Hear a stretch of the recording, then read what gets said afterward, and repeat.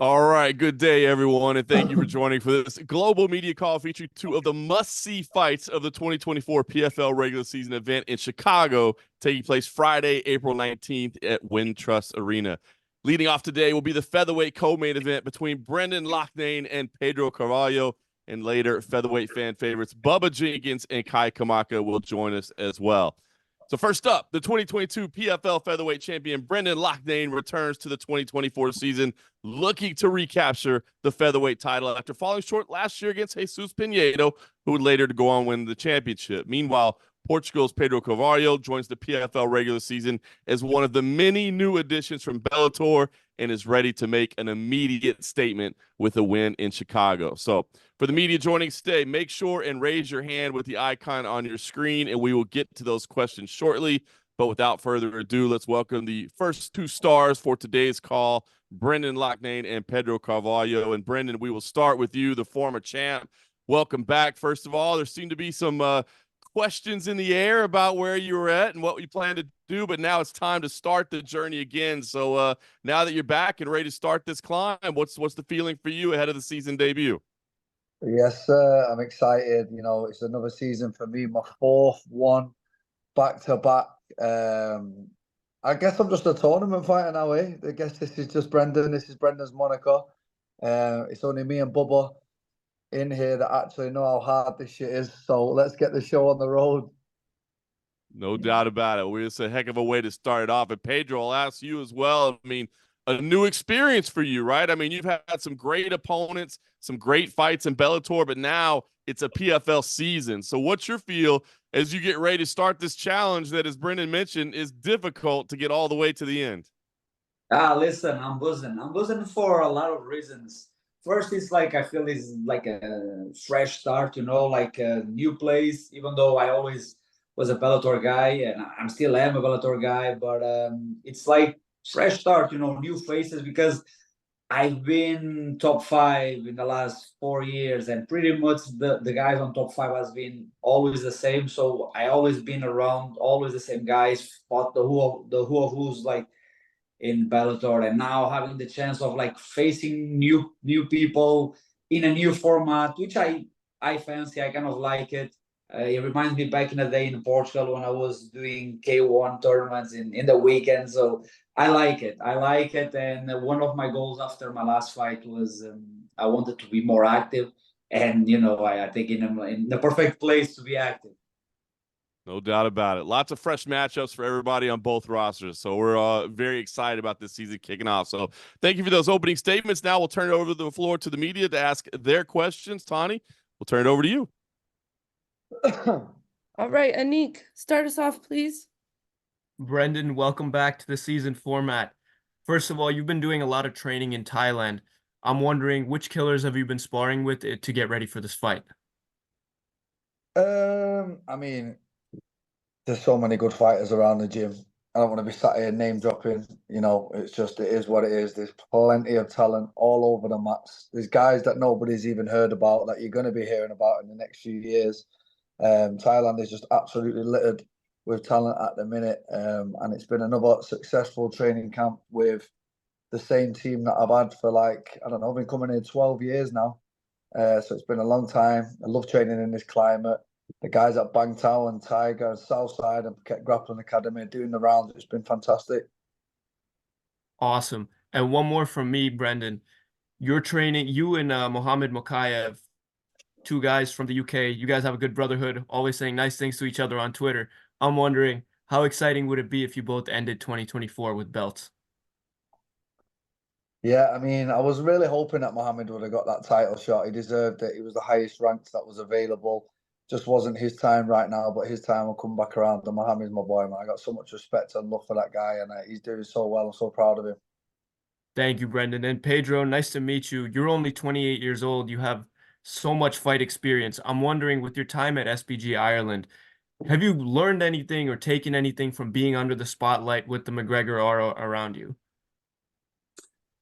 For sure, we always learn one way or the other, but I think the main learnings that I got from it was just like really watching him training, because one thing is like in the camera, you know, all the gimmick, all the character. Other thing is watching a person, especially a top name like him, working and some approaches, and by far that was the main things learning from it. You know, just sometimes little things, you know, that turned out to be, you know, big things, and I will say those are the highlights that I would say. Awesome. Thank you so much. Thank you. Marty. Hey, my first one's to Brendan. Brendan, Marty here from King's Court MMA, Manchester Stand Up. The Manc representation is the Manc representation is growing, and you continue to fly the flag high and lead the way. You've mentioned obviously there's some new faces in the featherweight division. Obviously, only yourself and Bubba know how hard it is. What does, you know, the new faces, the new blood coming into this tournament give you? Is it refreshing that you're able to fight these new guys coming up? Yeah, I mean, wow. It was like me, Wade, Bubba, Mov lead for like 3 years, just rotating. So it's nice to bring all these fresh guys in, and now it's only me, Bubba, and Braga that have ever done this tournament before. So, you know, coming in here now, 7 months, 4 fights, 4 weight cuts. It ain't easy, and we're going to see what everyone's made of over the next 7 months. I'm excited. Come on. And we've not obviously seen you since your last fight against Pedro. And as John mentioned, obviously he went on to win last year's tournament.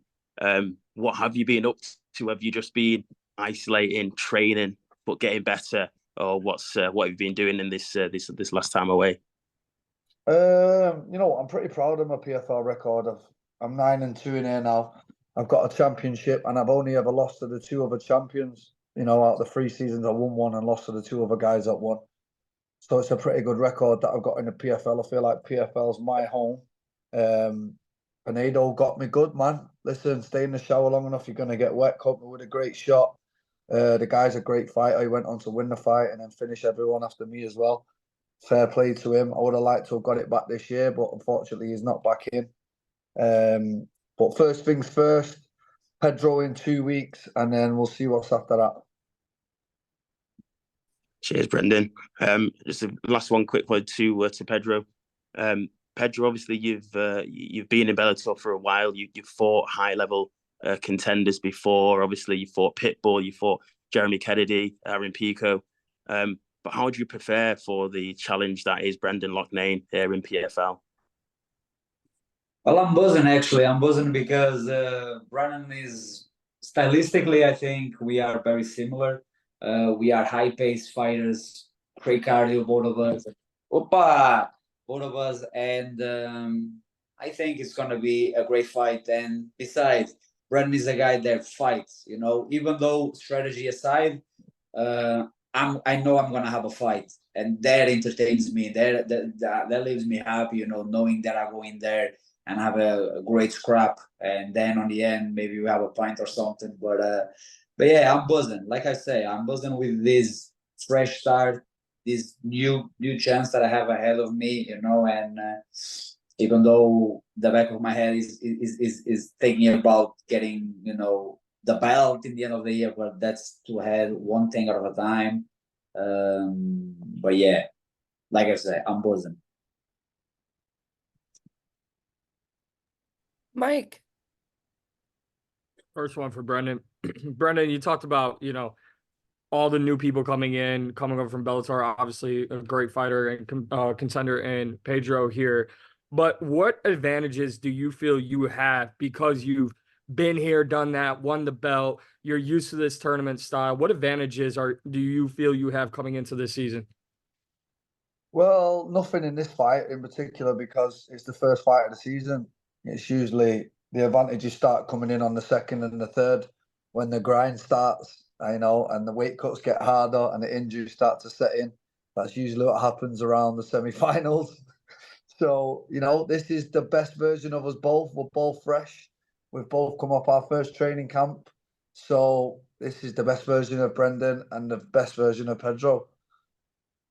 And you said, you're a tournament fighter, you're a PFL world champion. When you see how business has kind of really picked up and started booming for the organization, how much does that get you up even more? Because it's, your guys are traveling all over the world. You're coming to the States for this, to start the tournament off. You're going everywhere. Bellator is going to be overseas. They're going to be here in the States. Everyone's going everywhere. How excited does that get you for how the promotion and business is trending upwards? Yeah, I've been here from the start, really. It's literally, when did I get in here? 2019. I've 5 years now in the PFL. I've watched this thing grow massively. I'm really happy for the organisation. I'm really happy that they've now bought Bellator and brought in some exceptional talent from over there. And then, yeah, we can stop doing the rounds with each other now. Me, Mobleed and Bubba and all the boys. At least now we've got some fresh faces, some fresh names, and big names as well. Some good name value that's been coming over. So it's great for me, honestly. Thank you. And Pedro, you've talked about Brendan as an opponent. And also talked about activity. What are you looking forward to in being in this type of tournament style, just going in and facing the next person up, no politics, nothing, just going in and fighting your fight and moving on? Hey, listen, I think that just suits me perfect because that's what I've been doing in these last 4 years. Everyone that knows me knows how I am. I never said no to a fight. I always, if I'm the one to be able to pick, I always pick the hardest fight there is. And I just born a fighter. I just started to be a very good athlete so I can become even a better fighter. But I'm born a fighter. Fighting is just natural to me. Going out there and have a scrap is just who I am. And being in this type of formats, it's just it leaves me excited about it. And of course it's something new, but at the same time I had similar experience in the past. But yeah, I'm excited, and I think it's just a great opportunity for me to showcase that what I'm worth. Last one for me, and I appreciate both of your guys' time. You said if you could pick, you're always picking the most dangerous fight. So given the roster and the tournament, ahead of you, if you were to pick your opening round opponent, would Brendan have been the guy you picked? Well, to be honest, the two guys that was in my mind was, of course, Brendan, because he's a former champion, and Molly, that is not in there. But there were the two guys that was in my mind because I was like, oh, if I could choose, there will be one of them because they are the top guys out of PFL. Of course, there's more. There's way more great opponents. You have Braga, you have Jesus Pineda that is not in there. But for some reason, those were the two guys that were in my mind. Like, oh man, Brennan for his style, Molly because he's undefeated. So.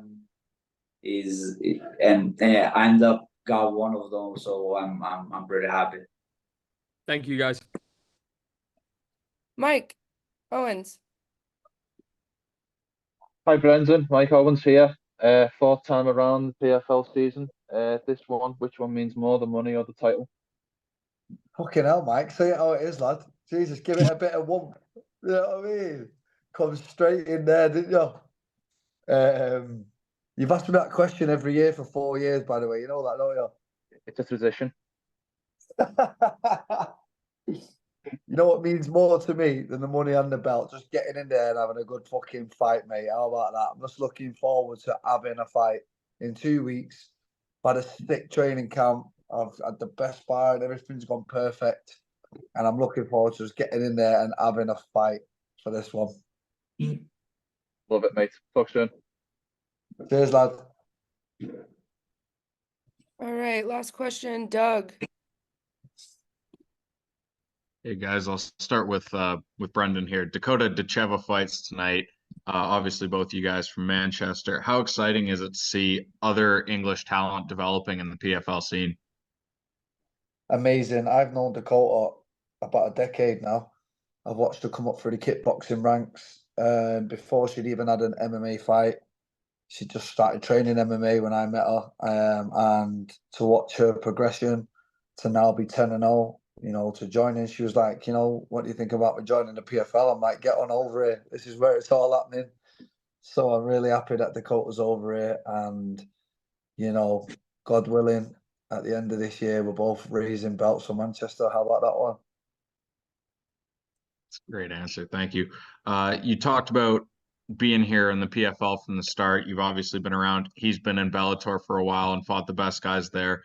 Is there any pressure to represent the quality of the PFL with not only a win but performance here? Nah, not really. I mean, listen, I've got to take my hat off to Pedro. He's fought nothing but the elite guys. He's only ever lost to championship material like myself. We've only just lost to elite fighters. So, I mean, that's what makes the bout so interesting and tasty. I feel like we've both got a lot on the line with this fight. We're both coming off losses, and it's about who wants it more and who's ready to step up to the plate. All right, perfect. Thank you. And for Pedro, you talked about being a Bellator guy. Obviously, as I just said, you fought the best guys in the promotion there. Do you feel any Bellator versus PFL rivalry on your side, or are you just looking forward to the fresh start? I'm not even thinking about that. I'm just thinking about me, Pedro. You know, of course, I go in there, I represent my country, proudly represent my country, probably represent a bit of Ireland as well, probably I represent my team and everything. But in the end of the day, it's me. I'm representing me and myself, and that's, you know, to be honest, that's really what I'm thinking about. I'm thinking about. I'm not trying to be a lot of selfish, but it is what it is. It is a selfish sport in the end of the day. And I'm just thinking about, you know, get my hand raised and see what's next. And a lot has been made of you entering the season format this time with the potential of 4 fights this year. Has there been any adjustment in training to prepare for that level of activity, or is it business as usual? Well, for now, and like Brennan mentioned, it's the first fight. So for now, I just made my regular, you know, training camp, preparing for a fight, you know, game plan and everything. And I think the adjustments will be made then forward, you know, how the fight, how, for example, this fight will go on, and then what the adjustments do I have to make for the next one and all that. And then the time starts to squeeze.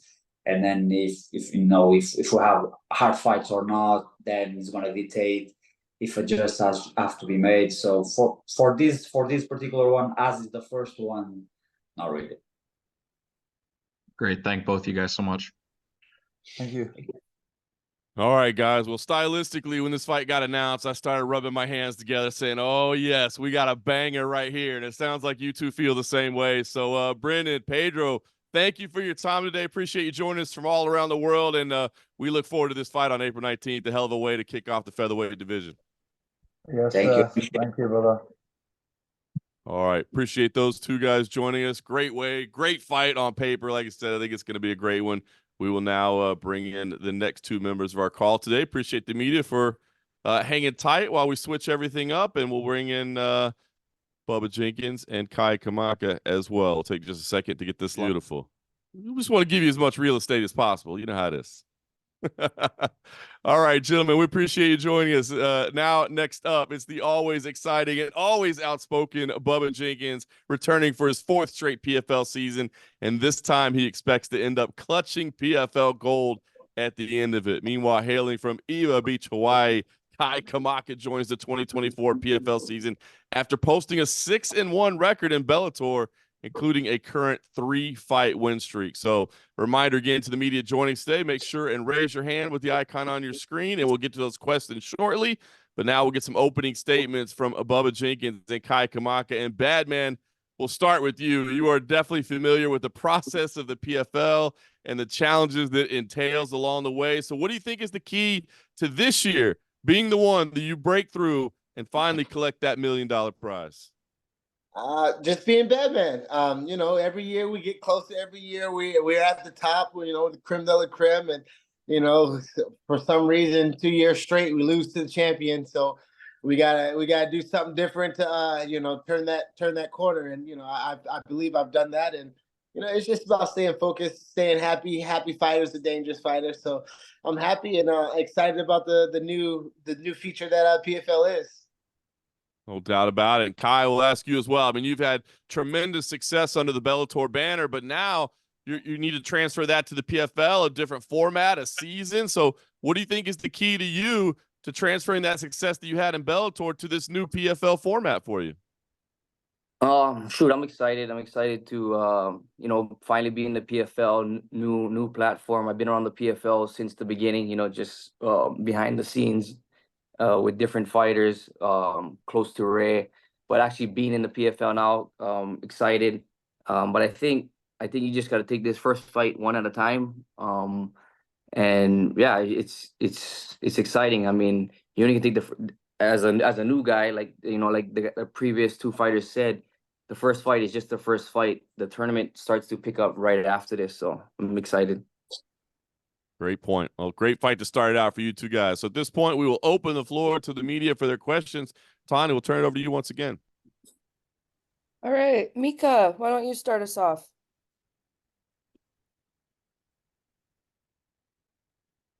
Thank you for that.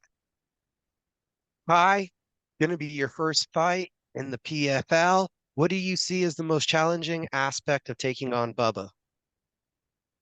I mean, he's a decorated wrestler. I'm a wrestler myself. But you look up to guys like Bubba, what he's accomplished in the sport of wrestling. But yeah, I think it's his wrestling, that's the biggest challenge. But I feel like I've been preparing for that kind of style for a while now, just because of the style that I have. But easier said than done. And one more for Kai.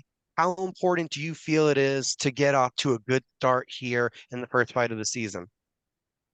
I mean, it's very important. Momentum plays a big role mentally for athletes. And just in general, you don't want to start off with a loss. But yeah, I think a win is most important in the fight game in general. A loss holds a lot of weight in MMA. Right. Thank you, sir. Bubba, we know that you're a veteran of the PFL. Like you said, been to the finals before. Do you feel that experience makes you a favorite this season? Absolutely. And it gives me an edge because, like some of the other fighters were saying that, the season picks up and it only gets tougher. There's a reason why they say it's the toughest test in mixed martial arts, because the back-to-back fights, the back-to-back camps, the back-to-back weigh-ins, it just becomes a little bit harder and stickier to get out of bed when you got knots on your shins and you still got to cut some weight and you got to get up for this training or whatever it is. So me having realized that and having gone through that a couple of times is definitely a big advantage. And maybe I'm biased to say it makes me the favorite. I always feel like I'm the favorite, but it definitely gives me advantage. And if you could, I know you don't want to share too much of your secrets with Kai, but how has your approach changed getting used to now having done so many seasons in a row? How has my approach changed? Yes. I would say I'll just be more active. Outside the cage, as you're preparing for what you're going to do inside the cage, there's a little mentality shifts that need to happen. You tend to pull off the gas pedal a little bit after a fight. And with the season being what it is, you just got to really lock in for the entirety of the season and just be active. Thank you both. Anik. Hi, you train at Extreme Couture with the boys there. You've worked with Coach Eric Nixick for a while, and last year was probably his breakout year as a coach. I want to know, outside of fighting, like what impact has he had on your life and what have you learned from him? Yeah, Coach Eric's been a big impact on my career. Probably the reason why I stayed at Extreme Couture. I just feel like we have a good gel. We worked well together. And yeah, I think we meshed really well. He knows how to bring out the best in me. Awesome. And Bubba, we're coming to Chicago for this fight. Do you have anything special planned for the crowd? Well, what makes you think that? I'm one to, the fans love me. I love the fans. The thing about Chicago, it is the first place that I actually had my biggest wrestling tournament when I was young. So it's pretty exciting to come back to Chicago. But that's my father's side of the family. So there's going to be some family in the crowd. You know, I got a big ass family. So no, there's not a place in America really I can go and not have a good crowd, a good family show up. So I don't have anything particularly specially planned as of yet, but it's the Windy City, it's Chi-Town, it's the land that Jordan built, and my daddy's family's from there. So we're gonna see what happens as we get prepared in the next 2 weeks. Well, the crowd loves you no matter what. Best of luck to both. Thank you. Ken. I have two questions. One for Bubba Jenkins first. You're facing a tough opponent in Kai Kamaka, who was 3-0 in his last 3 fights, and he really doesn't have large holes in his game. His stand-up game is good. His ground game is good. How familiar are you with his fighting style, and how do you predict the outcome of this match? I have a lot of, I would say, Hawaiian friends who I believe give off that Hawaiian fighter spirit. Not saying Kamai and stylistically, but just a lot of my friends that are from Hawaii, they all have that force, that fire, that machismo. You know, every one of them's at it, and some of them not even fighters. Every one of them are willing and ready to strap and get it on at any minute of the day, right? And that's, to me, a spirit about the Hawaiian culture and the Hawaiian people. So I know that, you know, with Kai being a representative of that place and being a warrior from there, I know he's going to come with that same spirit that I've seen and I felt throughout, you know, just growing up and being around friends that are from there. So I know that's going to be presented in front of me. You know, just a tough opponent and a very game and humble spirit. So I'm excited to you know, face that and go toe to toe with someone with that type of background and culture. I've never shared the cage with someone like that, other than I guess a Loughnane who has, you know, his culture bleeding out of his style. But I believe this is very similar to that. Thank you for the feedback. And Kai, I have a question as well. You always appear to be a very serious and focused fighter. How do you see this fight playing out for yourself? And what are some of your main focuses moving forward in your MMA career, Kai? As far as the fight, I just feel like I mean, I feel like I'm always improving, always trying to fill the gaps. You know, I'm always in the gym. So I mean, you got to pull from things that you may have not shown yet. You know, every fight is different, so every fight's gonna cause for, you know, using different tools to win a fight. But as far as but what was sorry, what was the second part of the question? What are some of your main focuses moving forward in your MMA career? I mean, the main focus right now is to win this next fight and have a successful season. But along the way, just keep improving, keep trying to fight different styles. You know, the MMA community, they always question, can you beat this style? Can you beat that style? And you know, you want to face different styles to solidify your name in the sport. For sure. Best of health and wealth to both of you guys. Good luck. Thank you. Marty. Hey, first one's to Bubba. Bubba, you've been here before. We know your skills inside of the ring, but you also do good for yourself outside of the ring as well. You're the bad man in the ring, but also a businessman outside. There's a famous Marvin Hagler quote that we've heard before many a time, that it's hard to get out of bed and work when you've been sleeping in silk sheets. I want to ask how you stay motivated to do this the 4th time, really. Man, I have so many people watching me, bro. I am a young African American kid from, you know, Virginia Beach, and if I would be lying if I told you if it was simply about me, simply about the fast car I want to drive and the big mansion that I want to live in, or the penthouse that I currently live in right now. You know what I'm saying? It's just it's really about the people who are watching me. I truly care for the representation that I give out. I wear my heart on my sleeve, and I try to be as genuine and as authentic as I possibly can. You guys know that I'll slap a man at the weigh-in if he disrespects in the wrong way, right? But I'm also just a genuine, loving, humble person.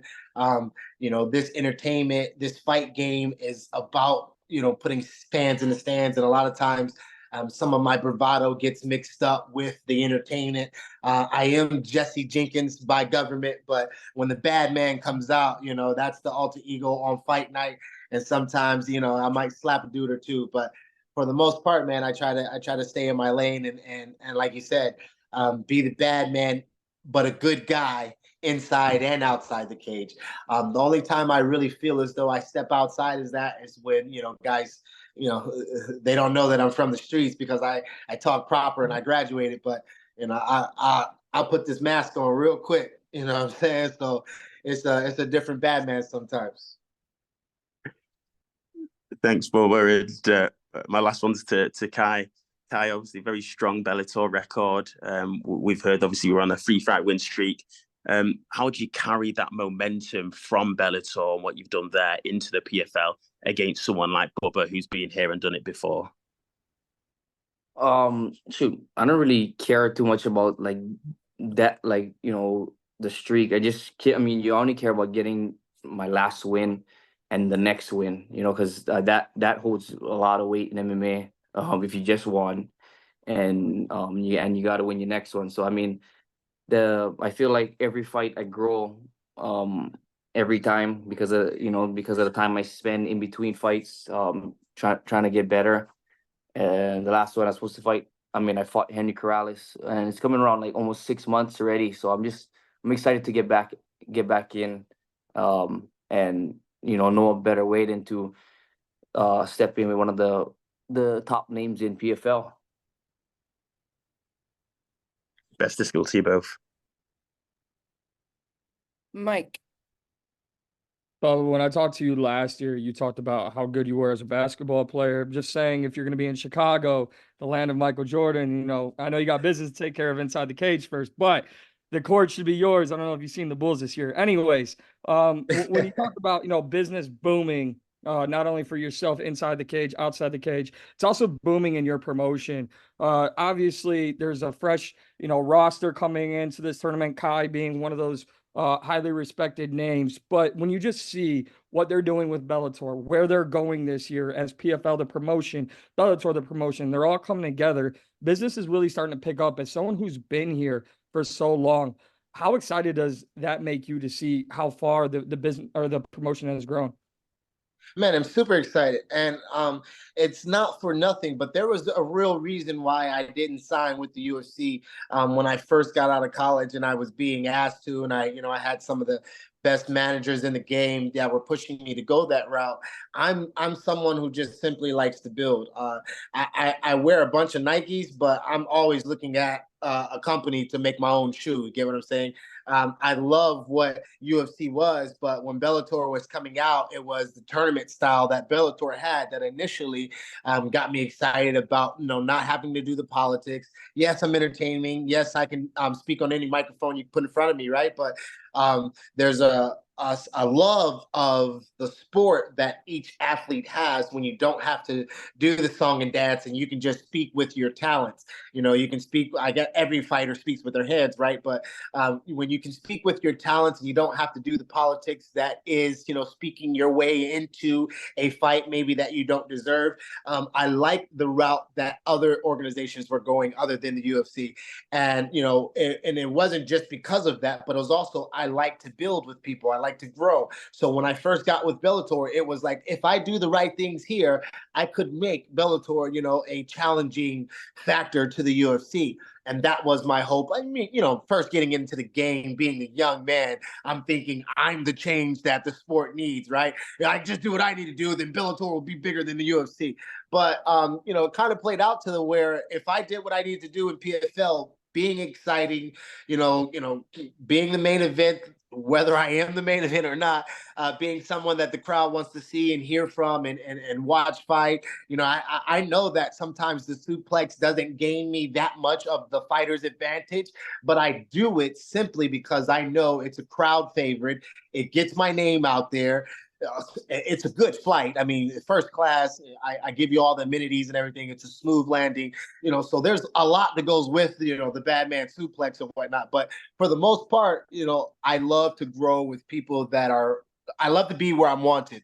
And PFL wanted me to be here. You know, they cut 80%, 82% of their roster, and yet I'm still here. There's some people that got hit like I got hit, but they're not breathing. So it's clear that I'm here for a real reason. The good thing about it is PFL and Bellator are going to be the mixed martial arts future that I was hoping that I could have been an answer and an advocate for back when I started. I appreciate that. And Kai, a lot of Bellator fighters that I've spoken to coming into, the 2024 season, respectively of their weight class, they've all said this could be a culmination of their entire career coming together all in one season. Everything you guys have worked for, everything you've worked for, Kai, over years in your career. Have you thought about what it would mean to go through this tournament, not only continue to progress as an athlete and as a fighter, but to get that check, to get that belt, to be able to say Kai Kamaka world champion? What would that mean to you to be able to do that in just 1 year's time?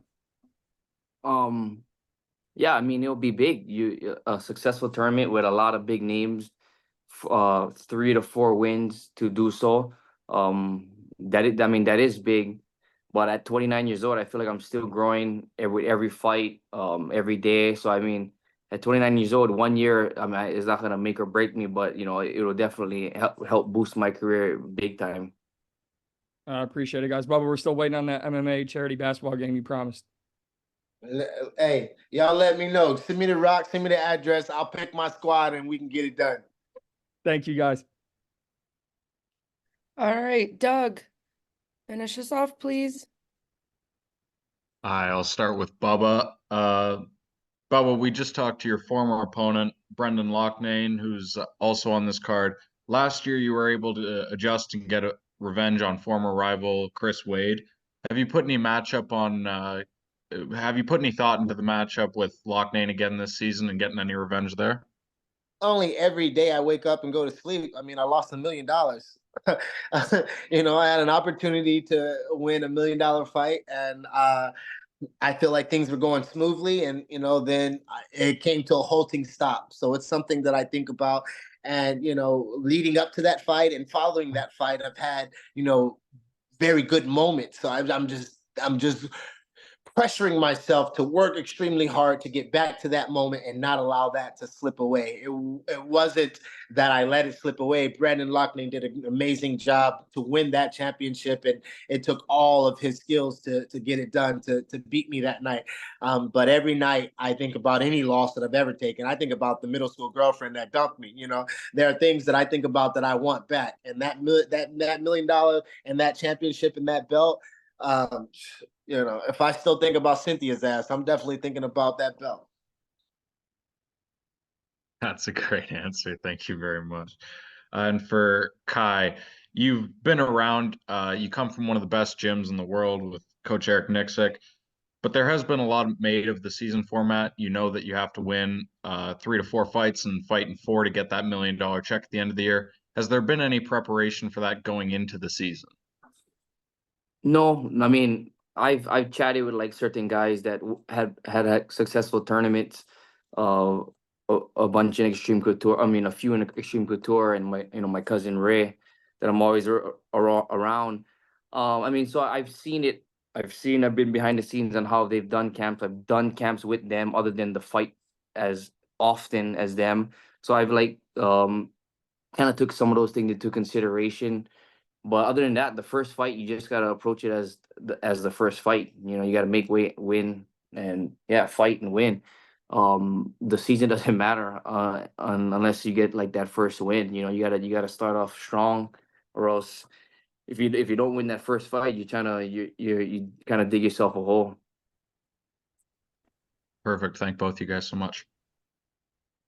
Awesome. Gentlemen, appreciate your time. Another fantastic scrap for Friday, April the 19th at Wintrust Arena in Chicago. It is a loaded featherweight roster this year for the season. Gentlemen, thank you very much for your time today. Appreciate it. Good luck, Kai. Thank you. Thanks, guys. We'll also say thank you to all the media members who joined us today. Don't forget